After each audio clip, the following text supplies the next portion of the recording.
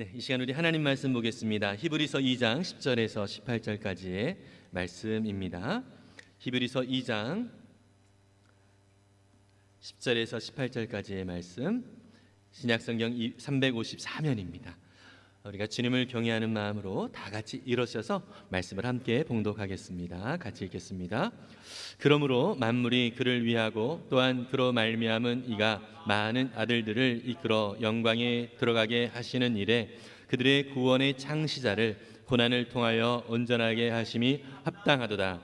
거룩하게 하시는 이와 거룩하게 함을 입은 자들이 다 한 근원에서 난지라. 그러므로 형제라 부르시기를 부끄러워하지 아니하시고 이르시되 내가 주의 이름을 내 형제들에게 선포하고 내가 주를 교회 중에서 찬송하리라 하셨으며 또 다시 내가 그를 의지하리라 하시고 또 다시 볼지어다 나와 및 하나님께서 내게 주신 자녀라 하셨으니 자녀들은 혈과 육에 속하였음에 그도 또한 같은 모양으로 혈과 육을 함께 지니심은 죽음을 통하여 죽음의 세력을 잡은 자 곧 마귀를 멸하시며 또 죽기를 무서워함으로 한평생 매어 종노릇하는 모든 자들을 놓아주려 하심이니 이는 확실히 천사들을 붙들어 주려 하심이 아니요 오직 아브라함의 자손을 붙들어 주려 하심이라. 그러므로 그가 범사의 형제들과 같이 되심이 마땅하도다. 이는 하나님의 일이 자비하시고 신실한 대제사장이 되어 백성의 죄를 속량하려 하심이라. 그가 시험을 받아 고난을 당하셨은즉 시험 받는 자들을 능히 도우실 수 있느니라. 아멘. 우리 앉으시면서 은혜 많이 받으세요. 서로 말씀으로 격려합니다. 네, 우리가 히브리서를 주일에 이렇게 살펴보게 됩니다. 히브리서는 성경에서 특별히 저자가 누군가를 잘 모르는 성경입니다. 그래서 초대 교부 오리겐이라고 하는 분이 있는데요. 이분은 히브리서의 저자에 대한 논쟁이 한참 있을 때에 오직 하나님만 아신다라고 답변을 함으로 인해서 히브리서의 그 저자가 누구냐라고 하는 이 논쟁에 종지부를 찍기도 했습니다. 히브리서라고 하는 이 표현은요, 유대인들을 향한 그러한 서신인 것을 우리는 느낄 수가 있습니다. 히브리인들, 유대인들을 향한 서신이고요. 원래 제목이 히브리인들에게라고 하는 제목을 가지고 있었던 책입니다. 이것이 히브리서라고 이제 명칭을 하게 되었습니다. 여러분, 당시에 이 히브리서가 쓰여졌던 이 당시에 히브리 사람들, 유대인들은 여러 종류가 있었죠. 특히 우리가 예수님 시대 때 복음서를 통해서 알 수 있는 것처럼 유대인들은 원래 유대교를 믿는 유대인들이에요. 그러니까 하나님을 유일신으로 믿지만 그 당시에 그들에게 메시아로 오셨던 예수님을 인정하지 않았던 유대인들이죠. 그래서 예수님을 메시아로 인정하지 아니하고 그들을 위한 메시아가 올 것이다라고 생각을 하면서 메시아를 기다렸던 유대인들, 지금도 마찬가지죠. 그 유대인들은 그런데 심지어 이들은 예수님을 그냥 이렇게 메시아가 아닌 사람으로 얘기했을 뿐만 아니라 예수님을 이단자로 생각을 했습니다. 하나님의 아들이다라고 하는 그런 예수님 스스로가 자신을 그렇게 표현을 하다 보니까 어떻게 하나님의 아들이라고, 거룩하신 하나님의 아들이라고 그렇게 일을 하느냐, 이렇게 얘기하면서 예수님을 이단으로 취급을 했고요. 여러분들이 잘 알다시피 그 유대인들이 이 예수님을 제거를 해야 자신들이 그동안 세웠던 기득권을 유지할 수 있게 되어지는 것입니다. 그래서 결국은 예수님을 십자가에 못 박게 하는 데 있어서 그 중요한 역할을 했던 사람들이 바로 이 유대교 유대인들입니다. 이 유대인들 중에서, 이 히브리인들 중에서 예수님을 믿은 사람들이 있었습니다. 예수님을 믿은 사람들. 그런데 원래 유대인들의 주류가 유대교 유대인들이잖아요. 그러니까 유대인이면서 예수님을 믿는다라고 하는 것은 유대인들 사회에서 왕따가 되어지는 그러한 상황이 되는 것이죠. 여러분, 지난주까지 우리 사도행전을 살펴보았는데요. 사도행전에 나오는 특히 이 바울이라고 하는 사람도 유대인이잖아요. 히브리인 중에 히브리인이라고 스스로 표현을 했잖아요. 그런데 이 사람은 진정한 자기가 원래 처음에는 진정한 히브리인으로서, 진정한 유대인으로서 이 유대 사회에서 정말 이 유대의 순수성을 지키기 위해서 예수 믿는 사람들을 잡아서 감옥에 끌어넣는 것, 이것이 유대인 사회를 위한 것뿐만 아니라 하나님을 위한 것이다라고 생각을 했습니다. 그래서 그렇게 이 바울은 초창기에는 예수 믿는 사람들을 핍박하는 일에 그가 열심을 내었습니다. 그런데 어떻게 됐죠? 다마스커스라고 하는 곳에 예수 믿는 사람들이 있다는 소식을 듣고 그들을 잡아 넣으려고 가던 길에 예수님을 만나죠. 결국 이 예수님 앞에서 완전히 꼬꾸라진 이 바울은 그 뒤로 이제 예수님이 어떠한 분이신지를 깊이 알 뿐만 아니라 예수가 진정한 구주임을, 또 하나님을 자기가 섬긴다라고 섬겼지만 그 하나님을 섬긴다라고 했던 것이 잘못이었구나, 이 예수님을 구주로 믿고 이 예수 그리스도의 아버지신 예수님을 보내신 이 하나님을 믿는 이 믿음이 진정한 믿음이구나라는 것을 깨닫게 된 것입니다. 그때부터 이 바울은 인생이 어떻게 됐습니까? 더 힘들어졌습니다. 왜냐하면 유대인들 사회에서는 예수 믿는 사람들을 핍박하는 그런 분위기였지 않습니까? 그러니까 예수님을 믿는 것 때문에 어려움을 당하는 그러한 일들이 있었죠. 감옥에 갇히기도 하고 매에 맞기도 했고 또 사람들의 돌팔매질을 당하기도 하고요. 이런 어려움을 예수님을 믿는다라는 이유 때문에 겪게 되었지만 오히려 바울은 그러한 핍박을 당당하게 감당했습니다. 왜냐하면 그러한 핍박보다 더 큰 예수 그리스도와 함께하는 구원의 은혜가 더 컸기 때문인 것입니다. 여러분, 예수님 안에서 누리는 이 기쁨이 이렇게 크다라고 하는 것을 바울의 인생을 통해서 우리는 알 수 있습니다. 이 히브리서가 쓰여진 이 시기는요, 히브리서를 쓴 이 기자는 예수님을 믿는 그 유대인들을 향해서 이 편지를 썼어요. 히브리서를 썼어요. 예수님을 믿는 유대인들이 유대인들 사회에서도 참 힘들지만 이때 당시에는 로마 제국 시대였잖아요. 로마 제국 시대 때 특히 그리스도인들을 향한 핍박이 본격적으로 시작되기 되었던 때입니다. 여러분 혹시 로마 황제 중에 네로라는 황제 아시나요? 이 히브리서가 쓰여졌던 시기에 바로 네로라는 황제가 통치를 하고 있었던, 그 황제로서 역할을 하고 있었던 시기였거든요. 그런데 이 네로라는 황제는 상당히 좀 독특한 성격을 가진 사람이라고 좀 알려져 있어요. 이것이 진짜인지 야사인지는 잘 모르겠지만 로마시가 자기 마음에 들지 않았던 거예요. 이 로마시의 이 건축 구조가. 그러다 보니까 일부러 방화를 하고 그 방화를 한 그 원인을 그리스도인들, 기독교인들이라고 이렇게 뒤집어 씌웠다는 이야기가 있죠. 그래서 기독교인들이 바로 이 로마의 방화범이다, 이 로마시의 방화범이다, 이렇게 얘기를 해요. 그래서 자기는 이 방화를, 이 화재를, 이 대화재였거든요.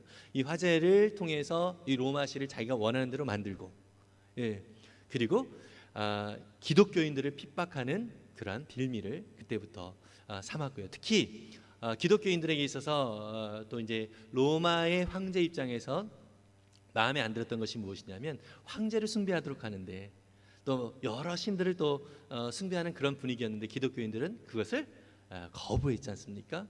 그러니까 이 제국에 하나 되게 하는 것을 방해하는 세력들이 이 기독교인들이다라는 그러한 의식이 자꾸 퍼졌고 결국은 이 기독교인들을 핍박하는 구실이 되었습니다.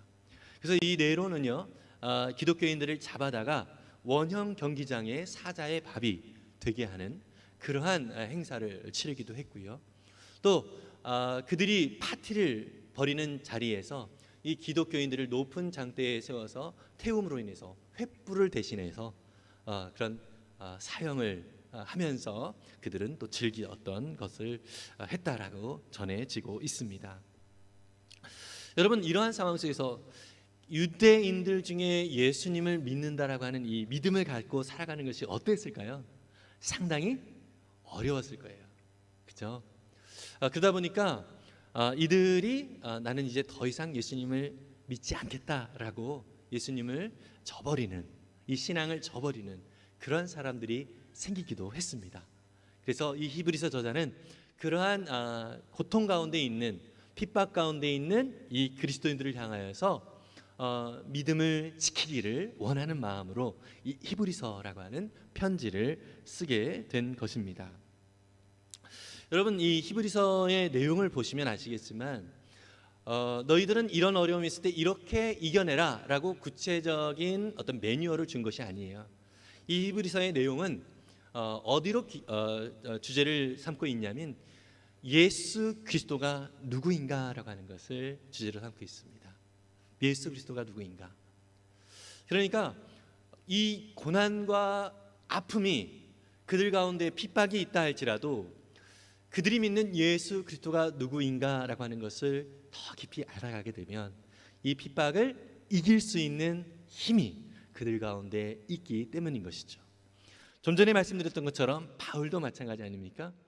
많은 핍박과 많은 어려움이 그가 예수님을 믿는 것 때문에 더 있게 되었습니다. 그럼에도 불구하고 그는 항상 심지어 감옥에 갇혔음에도 불구하고 기뻐한다라고 얘기를 하면서 자기는 감옥에 있지만 밖에 있는 그리스도인을 향해서 너희도 기뻐해라, 주 안에서 기뻐해라, 이렇게 빌립보서를 보면 바울이 정말 그 기쁨 가운데 환경과 상황에 상관없이 그 안에 역사하시는 예수 그리스도를 인하여서 기쁨과 감사로 살아가고 있는 것을 우리는 바울 서신을 통해서도 확인할 수 있습니다. 여러분, 우리가 부모와 자식 간의 관계에서도 마찬가지입니까? 부모와 자식 간의 관계가 상당히 끈끈하고 또 부모와 자식 간의 그 신뢰가 좀 있으면 어떻게 하죠? 이 자식은 어떠한 상황 속에서도 부모님으로 인하여서 안정감을 갖게 됩니다. 그렇죠? 어떤 목사님이 그런 얘기를 하더라고요. 동네에 자기 아들을 좀 괴롭혔던 어떤 자기 아들의 그 형이 있대요. 그런데 어느 날 이 목사님이 자기 아들과 동네 산책을 하는데 그 형이 나타난 거야. 우리 아들을 괴롭혔던 그 형이. 근데 이 아들이 그 앞에서 당당했대요. 아빠, 저 형이야 이러면서 아빠한테 이제 일러가지고 그 상황 속에서 그 전에는 아빠 없이는 상당히 위축되었겠지만 아빠와 함께 있으니까 그 안에서 아빠를 믿음으로 인해, 그죠? 아빠를 신뢰함으로 인해서 당당할 수 있었던 것이죠. 여러분, 우리 아버지 되신 하나님, 우리의 구주 되신 예수님이 어떠한 분이신지를 알게 되어지면 우리는 이 세상 속에서 더 당당하게 살아갈 수 있는 것입니다. 어떠한 환경이 우리를 위협한다 할지라도, 어떠한 고난과 핍박이 우리 가운데 있다 할지라도 우리의 아버지 되신 하나님이 어떠한 분이신지를 우리가 더욱더 알아가고 우리의 구주 예수 그리스도가 어떠한 분이신지를 알아가면 알아갈수록 오히려 풍랑 속에서 평안을 누리게 되어지는 그러한 믿음의 소유자가 될 수 있는 것입니다. 여러분, 시편 2편 7절과 8절은 우리 그리스도인들, 하나님의 자녀들에게 이렇게 얘기하고 있습니다. 나 이제 주님께서 내리신 칙령을 선포한다. 주께서 나에게 이르시기를 너는 내 아들, 내가 오늘 너를 낳았다. 내게 청하여라. 문나라를 유산으로 주겠다. 땅 이 끝에서 저 끝까지 너의 소유가 되게 하겠다. 이렇게 말씀하고 있습니다. 우리 하나님께서 선포하고 있습니다. 너는 내 아들이다. 너는 내 자녀다라고 말씀하고 있습니다. 더불어서 이 땅의 유산, 상속자로 우리를 세워주신다라고 약속을 해주고 계십니다. 하나님은 저와 여러분들을 낳아주셨기 때문에, 예수 그리스도를 믿음으로 고백한 저와 여러분들을 낳아주셨기 때문에 우리를 끝까지 책임져 주시는 분이십니다. 믿으십니까? 우리 부모이신 분들 계시잖아요. 부모는 자녀가 어떠한 상황에 있든지 간에, 심지어 자녀가 부모의 마음을 상하게 한다 할지라도 끝까지 붙들고 있습니다. 속상한 마음이 있다 할지라도 끝까지 그 자녀를 책임지는 것이 부모의 심정인 것이죠. 여러분, 하나님 아버지께서 저와 여러분들을 향해서 그러한 마음으로 끊임없이 우리를 붙들고 계신다는 사실을 믿으시기를 바랍니다. 여러분, 예수님께서 우리에게 사실 우리가 구원을 받았다, 예수님을 믿고 구원을 받았다 이런 표현을 하지만 여러분, 우리는요 원래 어떤 존재냐면 이 세상의 흐름 속에 그냥 휩쓸려서 살아가는 자들이에요. 그러니까 이 죄악된 세상 속에서 그냥 다른 사람들이 살아가는 방식대로 그냥 곁눈질하면서 저 사람 저렇게 살아가네 하면서 그 사람의 곁에서 그 사람처럼 또 내가 부러워할 만한 위치에 있는 사람처럼 이렇게 살아가다가 결국 어떻게 됩니까? 나중에 죽음을 맞이하게 되는 그러한 인생이었습니다. 그러다가 보면 사실 이것이 바른 길일까? 저 사람을 쫓아가는 것이 바른 길일까? 아니면 유명한 어떤 책에서 얘기하는 이 책 내용을 가지고 그것을 토대로 해서 살아가는 것이 진정한 삶일까?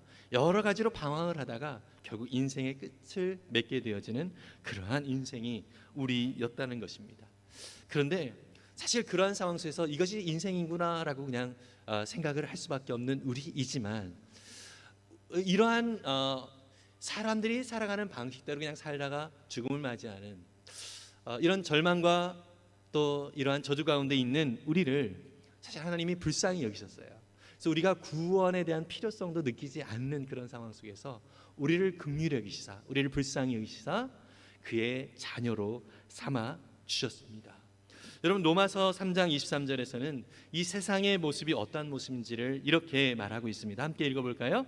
모든 사람이 죄를 범하였습니다. 그래서 사람은 하나님의 영광에 못 미치는 처지에 놓여 있습니다. 아멘.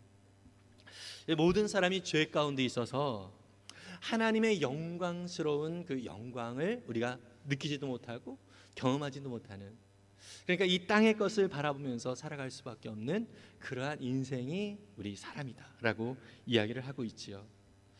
그런데 이렇게 살아갈 수밖에 없는 우리 죄악 가운데서 어쩔 수 없이 이 저주, 죽음 가운데 살아갈 수밖에 없는 우리 인생에 예수님께서 다가오셨습니다.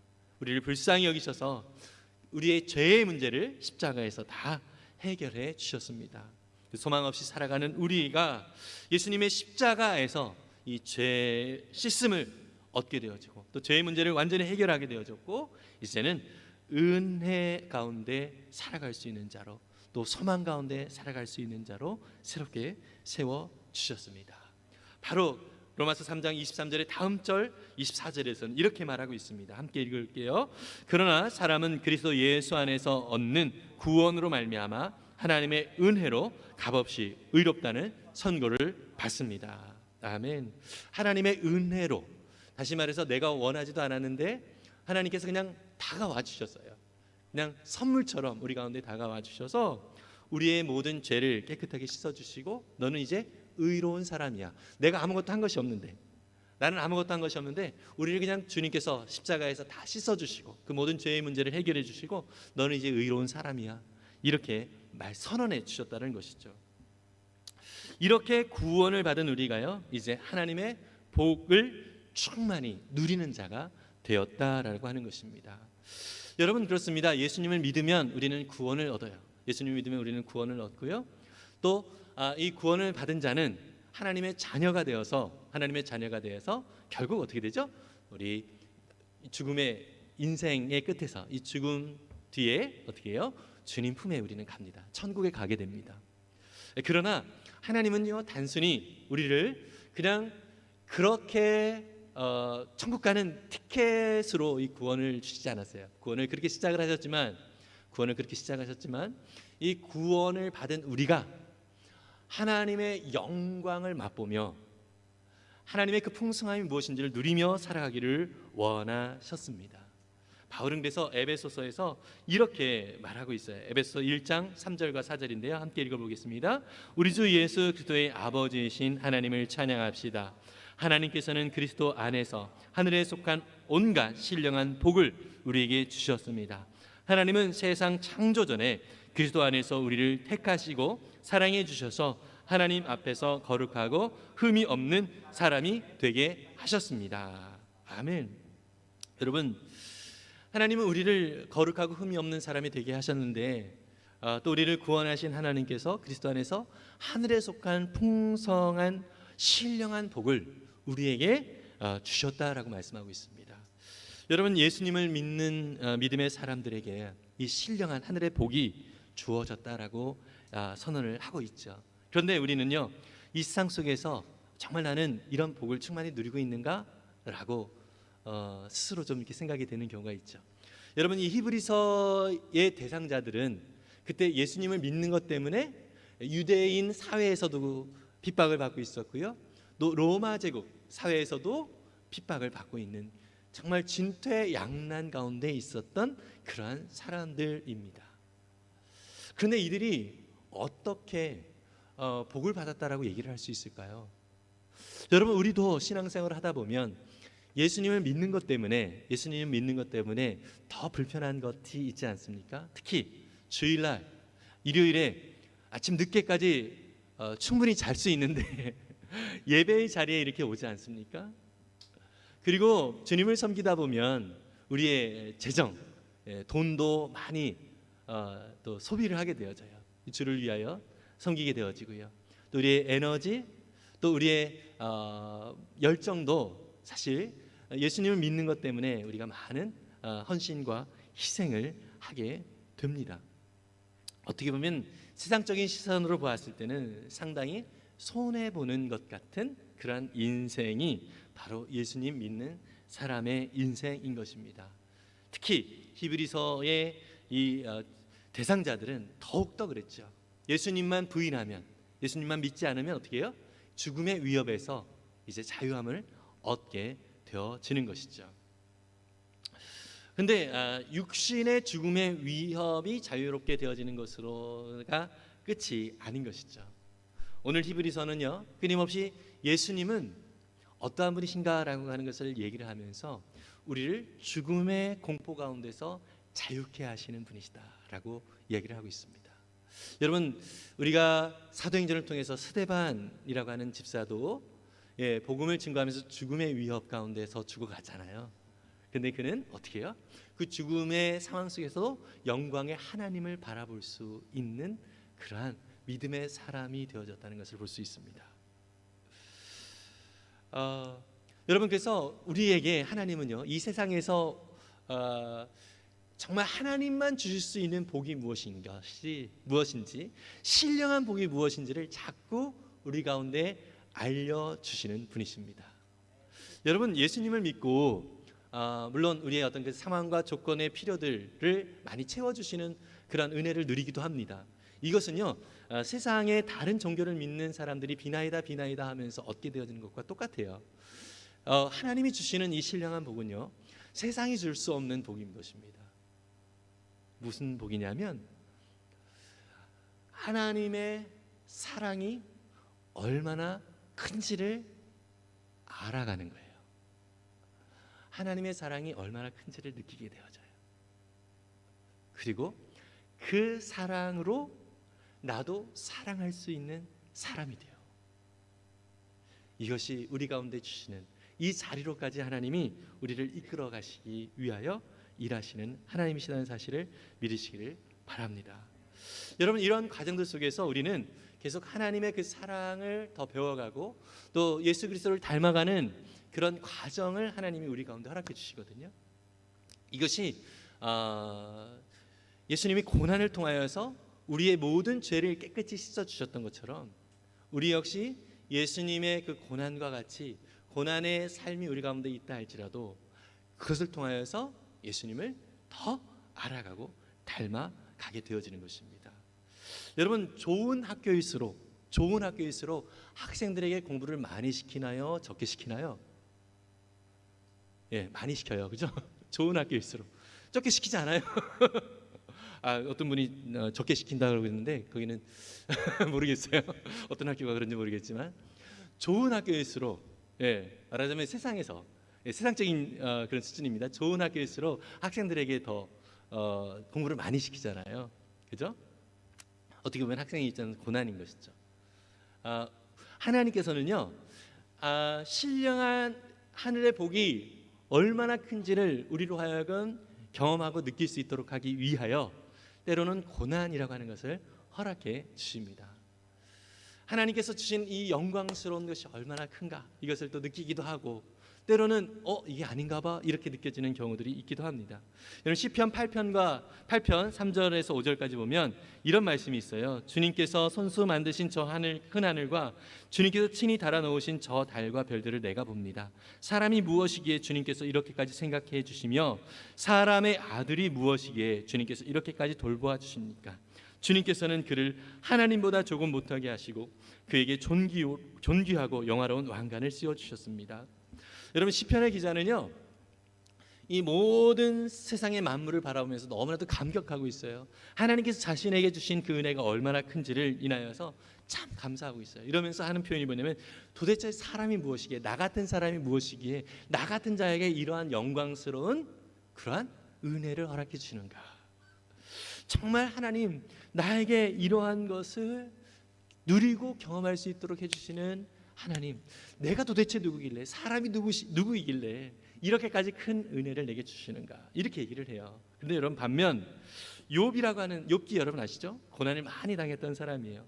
욥기 7장 17절에서 19절은 이렇게 말하고 있습니다. 사람이 무엇이라고 주님께서 그를 대단하게 여기십니까? 어찌하여 사람에게 마음을 두십니까? 어찌하여 아침마다 그를 찾아오셔서 순간순간 그를 시험하십니까? 언제까지 내게서 눈을 떼지 않으시렵니까? 침 꼴딱 삼키는 동안만이라도 나를 좀 내버려 두실 수 없습니까? 여러분 욥은 어떻게 얘기해요? 도대체 사람이 무엇이길래 하나님 나 같은 사람을 이렇게 힘들게 만듭니까? 도대체 나에게 왜 이런 관심을 가져서 나를 이렇게 힘들게 만들어요? 하나님 정말 숨 좀 제대로 쉴 수 있도록 좀 잠깐 피해 주시면 안 돼요? 이렇게 얘기하고 있는 거예요 지금.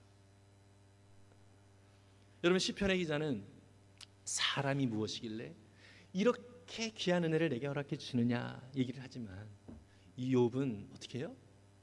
도대체 나 같은 사람에게 왜 관심을 가져? 하나님 제발 나 좀 놔주세요. 이렇게 얘기해요. 여러분 마치 의대신앙은요 온탕과 냉탕을 오고 가는 것 같은 모습이 아닐까 싶습니다. 여러분 이런 과정을 통하여서 하나님은요 우리를 길러가십니다. 우리를 정말 하나님 없으면 큰일 날 뻔했구나 라는 사람으로 나를 세워가세요. 욥도 여러분 이 7장에서는요 욥기가 42장까지 있거든요. 근데 7장에서는 이 고난의 과정 속에 있어요. 이 고난의 과정 속에서 그는 정말 하나님을 원망도 하고 도대체 하나님 내 눈에서 좀 사라져주시면 좋겠어요 라고까지 이야기를 하면서 정말 이 고통스러운 이 상황들을 어찌할 수 없어서 정말 하나님 앞에 이렇게 한탄하고 호소하고 있는 것을 볼 수 있죠. 근데 이랬던 욥이 어떻게 하나님 도대체 내가 이런 고난을 왜 당해야 돼요? 도대체 내가 왜 이런 아픔을 당해야 돼요? 이렇게 이야기를 하는데 사실은 우리가 욥기를 쭉 읽어보시면 아시겠지만 사탄이 하나님 앞에 시비를 걸었잖아요. 사탄이 하나님 앞에 와가지고 저 욥이라고 하는 사람이 정말 하나님을 잘 섬기는데 하나님이 부유하게 해주고 또 아들 딸 많이 허락해 주시고 정말 뭔가 부족함이 없이 살게 해주니까 저 욥이 하나님을 섬기지, 만약 저 욥에게 이런 조건이 없으면 하나님을 섬길 수 있을까? 이러면서 하나님 앞에 시비를 걸어요. 그때 하나님은 아니야, 욥은 끝까지 나를 섬길 거야, 이러한 어떤 그 마음으로 허락을 하죠. 어떤 걸 허락해요? 사탄에게 시험을 주는 것을 허락을 해요. 그래서 내가 이래서 사탄이 나한테 이렇게 시비해가지고 너한테 이런 고난을 주는 거니까 좀 잘 참아라, 욥에게 이렇게 얘기를 하면 욥이 이해를 잘 하겠죠. 그죠? 근데 전혀 그런 말을 안 하세요. 하나님 전혀 그런 말을 안 하시고 도대체 나에게 이렇게 하시는 게 왜 그렇습니까? 하나님 왜 나한테 이렇게 어렵게 하십니까? 이렇게 말을 할 때 욥에게 하나님이 하시는 말씀이 뭐냐면 내가 누구다라고 얘기를 해요. 나는 온 세상을 창조한 하나님이다. 나는 온 세상을 다스리는 하나님이다. 모든 인생을 주관하시는 하나님이다. 하나님이 어떠한 분이신지를 얘기를 하십니다. 마치 히브리서 기자가 당신들은 이러이러한 상황 때문에 고난을 당하는 거니까 이렇게 좀 고난을 이겨내십시오라고 그냥 매뉴얼로 이렇게 얘기를 해주는 것이 아니라 당신들이 당하는 고난은 예수님 때문이지만 이 예수님은 바로 이러한 분입니다 라고 계속해서 말을 하고 있죠. 당신들의 모든 죄를 깨끗이 우리의 대제사장이 되셔서 씻어주신 분입니다. 당신은 비록 고난과 아픔이 있지만 예수 그리스도 안에서는 이 고난과 아픔 속에서도 예수 그리스도 안에서는 참 평안을 누릴 수 있게 됩니다.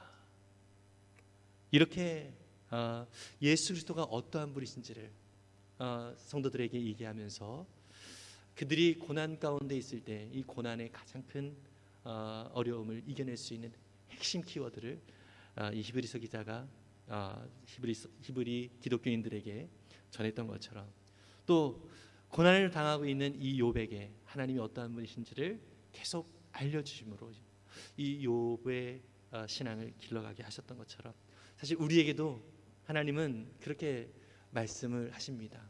하나님 도대체 내가 이것을 어떻게 해결해야 돼요? 나한테 왜 이런 어려움이 있어요? 라고 얘기하는 우리에게 사실 하나님은 하나님이 어떠한 분이신지 우리를 구원하신 예수 그리스도가 어떠한 분이신지를 더 우리가 알기를 원하시는 하나님이시라는 사실을 믿으시기를 바랍니다. 욥은 하나님이 어떠한 분이다라고 말씀을 하신 이후에 욥은 욥기 42장 마지막 장에서 이렇게 말하고 있습니다. 욥기 42장 5절과 6절인데 함께 읽어볼까요? 주님이 어떠한 분이시라는 것을 지금까지는 제가 귀로만 들었습니다. 그러나 이제는 제가 제 눈으로 주님을 뵙습니다. 그러므로 저는 제 주장을 거두어 드리고 티끌과 잿더미 위에 앉아서 회개합니다. 예전에는 주님을 귀로만 들었지만 이제는 내가 눈으로 주님을 봅니다. 더 분명하고 더 선명한 주님을 우리 하나님을 제가 알게 되었습니다. 그러면서 전에 하나님 도대체 나한테 왜 이러시는 거예요? 이렇게 하나님을 원망하고 불평했던 이 욥이 이제는 겸손히 엎드려서 하나님 앞에 회개합니다. 이렇게 나옵니다. 여러분 정말 그렇습니다. 하나님이 어떠한 분이신지를 우리가 알면 알수록 그 영광의 빛 앞에서 우리의 티끌, 우리의 죄가 얼마나 큰지를 우리가 더 깊이 느낄 수 있게 되는 것입니다. 그래서 나를 의롭게 하시고 또 나를 통하여서 하늘의 신령한 복이 무엇인지를 눈을 열어서 보게 하시는 그 하나님의 은혜를 우리가 깊이 느끼고 또 경험하게 하시는 것이에요. 여러분 우리 예수님께서 내가 이런 영광을 누릴 수 있도록 하기 위하여 그냥 몸소 희생하셨잖아요. 모든 고난을 이미 당하셨어요. 그리고 너 고난을 잘 이겨내나 한번 내가 보자 이렇게 하시는 분이 아니에요. 너 이런 시험 잘 이겨내나 안 이겨내나 내가 한번 볼게. 너 잘해봐 이렇게 하시는 분이 아니에요. 히브리서 2장 16절 18절인데요. 우리 함께 읽었지만 세 번역으로 다시 읽겠습니다. 그는 몸소 시험을 받아서 고난을 당하셨으므로 시험을 받는 사람들을 도우실 수 있습니다. 아멘. 우리 주님께서 몸소 그 시험을 당하셨어요. 우리의 아픔 우리 주님이 다 알고 계십니다. 믿으십니까?